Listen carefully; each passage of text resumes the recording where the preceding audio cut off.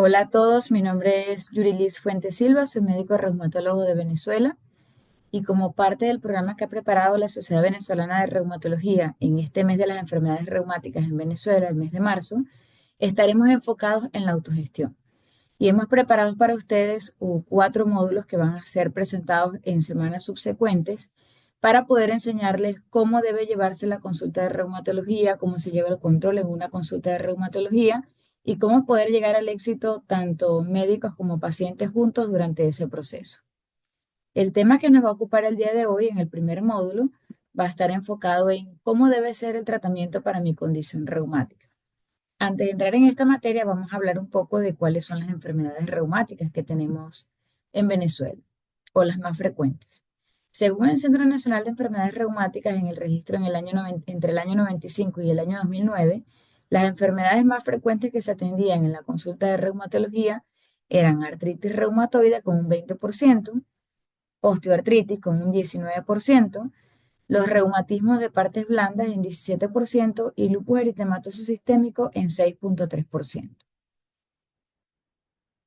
Es interesante porque a pesar de que el Censo Nacional del país habla de que hay una igualdad entre sexo femenino y masculino, en realidad, en lo que corresponde a las enfermedades reumáticas, según los datos del Centro Nacional de Enfermedades Reumáticas, 85% de las consultas corresponde al sexo femenino, lo cual es, por supuesto, mucho más alto en esta población femenina.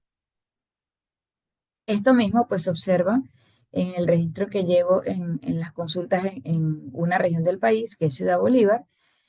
También podemos observar más o menos lo mismo. Si vemos todo lo que está en azul, son lo que corresponde a las enfermedades que no son autoinmunes sistémicas, y aquí solo remarco a las dos autoinmunes sistémicas que están ocupando la segunda y la quinta causa de consulta. Ya veremos un poco entonces cómo se contrasta esto con lo del Centro Nacional de Enfermedades Reumáticas. Por ejemplo, recuerden que habíamos dicho que las primeras consultas eran, según el Centro Nacional de Enfermedades Reumáticas, la osteoartritis, la artritis reumatoide, los reumatismos de partes blandas y el lupus eritematoso sistémico. Y eso ocupaba para el Centro Nacional de Enfermedades Reumáticas el 45,4%. Y estas tres enfermedades que ven aquí ocupan casi el 56% en una consulta de reumatología. Quiere decir que más o menos es lo mismo. En Venezuela se comporta igual. Ahora, nosotros tenemos dos grandes grupos de enfermedades en reumatología. Un grupo que tiene que ver con la osteoartritis y los reumatismos de partes blandas y otro grupo que tiene que ver con las enfermedades autoinmunes. Estos reumatismos de partes blandas y osteoartritis generalmente son enfermedades que pueden tener un tratamiento un poco más sencillo o con más del tipo de orientación, más que una consecución en la consulta o un control sucesivo. Porque una vez que la persona, por supuesto, dependiendo del grado, pero en general, una persona con osteoartritis, con reumatismo de partes blandas, con orientación y cuidado, pudiera ser que hasta pudiera irse de alta o pudiera tener una consulta mucho más espaciada. En el caso de las enfermedades autoinmunes sistémicas, no es así. Las personas con enfermedades autoinmunes sistémicas deben tener un control más continuo en la consulta de reumatología. ¿Y cuáles serían los objetivos del tratamiento de las enfermedades reumáticas? Pues tendríamos dos grandes objetivos. Un grupo es llevar al paciente a lo que es la remisión. La remisión sería el estado donde la enfermedad está totalmente apagada, no hay síntomas y signos de la enfermedad, o si los hubiere serían muy mínimos que no impactan en la vida de la persona. Pero cuando no podemos llevar a la persona a la remisión, tenemos que lograr lo que se llama baja actividad. Y esta baja actividad es una condición en donde la persona está con síntomas muy mínimos de la enfermedad, que aunque pueden persistir en el tiempo, en realidad no limitan su calidad de vida. Estas dos condiciones, tanto la remisión como la baja actividad, son los estados que van a evitar que tengamos daño en órganos en estas enfermedades autoinmunes sistémicas y va a favorecer una buena calidad de vida en las personas. Y esto es lo que estaríamos hablando, que si logramos esto, estaríamos modificando lo que es el curso natural de la enfermedad. Ahora, para que se logren estos objetivos terapéuticos, no basta solo la buena fe, basta que los pacientes, o es necesario que los pacientes tengan un diagnóstico temprano de su enfermedad, sean referidos oportunamente al reumatólogo, que cuando van a la consulta de reumatología tengan la capacidad de recibir el tratamiento en forma oportuna también, y finalmente que se lleve un proceso de educación para autogestión. Sin embargo, existen algunos desafíos para lograr lo que es la autogestión o que la persona pueda llevar adelante su enfermedad con conocimiento, porque hay poco tiempo en la consulta, anualmente en una consulta de reumatología.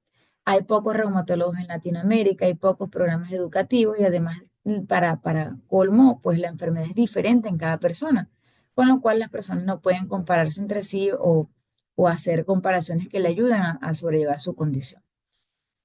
Esto de que existen pocos reumatólogos en Latinoamérica es algo que ya está estudiado. Venezuela entra dentro de ese grupo de países que no tienen números suficientes de reumatólogos, ni tampoco tenemos suficientes programas de entrenamiento en reumatología en este momento, lo cual quiere decir que nosotros pues tenemos que echar mano de otras áreas, otros actores para llevar adelante lo que es el proceso de autogestión. Primero, pues tenemos al paciente en el centro con la enfermedad, y si bien es cierto que los reumatólogos y los especialistas afines están allí cerca en el proceso, no se dan abasto para que una persona pueda recibir información de ellos, por lo cual tenemos que hacer, ocupar pues a los médicos de atención primaria, a la familia, a los amigos, a la comunidad, otros pacientes pares y por supuesto implicar al sistema sanitario en este proceso de autogestión. ¿Cómo lograr entonces la autogestión? Lo podemos lograr desde el personal médico en el consultorio con el reumatólogo, con el resto del personal sanitario, desde la enfermera, desde el portero que está en un servicio de reumatología, desde los trabajadores sociales, es decir, todos los actores implicados en ese proceso que tienen que ver con la salud, pero también podemos hacerlo con ayuda de los pares, otros pacientes, asociaciones de pacientes, recursos digitales y, ¿por qué no?, también una comunidad informada. Para ir tocando este lenguaje, nosotros tenemos que empoderar al paciente sobre lo que son los objetivos terapéuticos. Ya dijimos que los objetivos terapéuticos eran lograr la remisión y la baja actividad, y eso se logra a través de las estrategias que están ya estudiadas, como por ejemplo la estrategia del T2T. T2T significa Treat to Target, es decir, tratar al objetivo en español, es decir, ir al centro del problema. ¿Cómo nosotros podemos lograr esa estrategia de T2T? Pues debemos explicar al paciente sobre el tratamiento farmacológico y no farmacológico y debemos de favorecer en el paciente una educación continua sobre la enfermedad y sobre el funcionamiento del sistema sanitario. Entonces, lo primero sería explicar al paciente el tratamiento en dos partes, el tratamiento farmacológico y el tratamiento no farmacológico. El tratamiento farmacológico, explicarle al paciente que comprende dos grandes grupos de fármacos. El primero tiene que ver con medicamentos inmunomoduladores, inmunosupresores y farmes o fármacos antirreumáticos modificadores de la enfermedad. Y están otros medicamentos que son los fármacos ayudadores, donde entran los corticoides y los antiinflamatorios no esteroideos. Interesante porque este primer grupo de fármacos son los medicamentos que están demostrados que presentan seguridad a largo plazo, que logran hacer el efecto, que logran controlar la enfermedad y que no tienen daños a órganos importantes. Sin embargo, los medicamentos ayudadores, si bien es cierto que son muy buenos, sobre todo al principio, que los utilizamos porque este primer grupo de fármacos no hace efecto tan rápido.